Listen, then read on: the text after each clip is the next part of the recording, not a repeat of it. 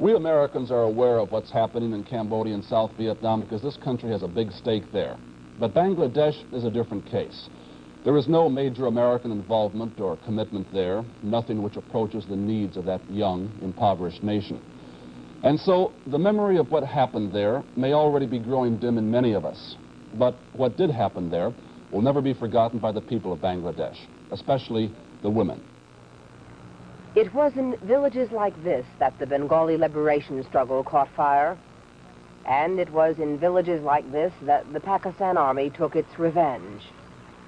The villagers still speak of it, the men telling their stories of fighting, the children telling their stories of running and hiding. It is the women who are silent, women like Saira. She is 16 years old, a widow, and pregnant with the child of a Pakistani soldier. Like thousands of women throughout Bangladesh, she is carrying a child she does not want. She says that her husband was in the Mukti Bahini. He was a commander of the force, in the village.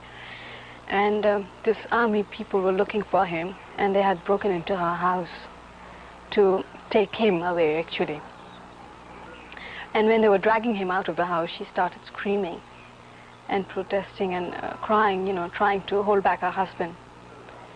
And one of them turned back and raped her in front of her husband, who was forced to sit and watch with guns pointed at him. And later on she like says many that women who were raped by Pakistani soldiers, Saira is in disgrace among her people. Her parents take care of her, but they are certain that no man will ever marry her. Since January, many of the women ravaged by the Pakistani troops have been living in this house. They're being cared for by a government-sponsored women's rehabilitation group. Almost all of the women here are pregnant. They are very young, some only 13 years old. In a few cases, their parents have abandoned them. In others, their husbands have rejected them. About 70 have had abortions, and those who have had their babies plan to give them away. Most of the girls here were held prisoner by the Pakistani troops in the army barracks. For weeks, each day and each night, they were forced to submit to whatever the soldiers demanded. This is Rushanara, 14 years old and 7 months pregnant. She was abducted from her home in Dhaka and taken to the army barracks, where she remained for 3 months. She says there were nights when as many as 30 soldiers forced themselves on her. Sheikh Mujibur Rahman has said that these women are heroines.